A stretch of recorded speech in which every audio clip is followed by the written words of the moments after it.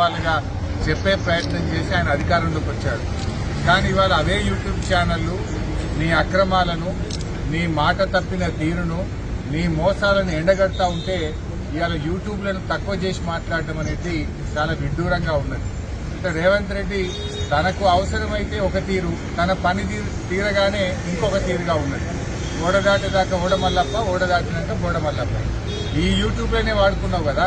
ఈ యూట్యూబ్లను నమ్ముకొని నువ్వు మరి గత ప్రభుత్వం మీద ఆరోపణలు చేసి, గత ప్రభుత్వం మీద ఉన్నవి లేనట్టు, లేని ఉన్నట్టు చెప్పి, అబద్దాలు చెప్పి నువ్వు అధికారంలోకి వచ్చినావు కదా. అవే యూట్యూబ్లు నీ బండారాన్ని బట్టబయలు చేస్తుంటే, నీ అవినీతిని బయటపెడుతుంటే, నీ యొక్క డొల్లతనాన్ని, నీ మాట తప్పిన తీరును, నువ్వు ప్రజల్ని మోసం చేసిన విషయాలను బయటపెడతా ఉంటే ఇవాళ నువ్వు తట్టుకోలేకపోతున్నావు. తట్టుకోలేక నీ అక్కసును యూట్యూబ్ల మీద వెళ్లబుచ్చుతా ఉన్నావు. ఇవాళ ప్రజలకు అర్థమైపోయింది, ఇవే యూట్యూబ్ ఛానల్ బిడ్డ నిన్ను గద్దెదించడానికి రాష్ట్రంలోని యూట్యూబ్ ఛానళ్లన్నీ ఒక్కటైతే నీ బండారాన్ని బయట పెట్టరు. ఖచ్చితంగా నీకు తగిన శాస్తి ఈ యూట్యూబ్ ఛానళ్లే చేస్తాయి.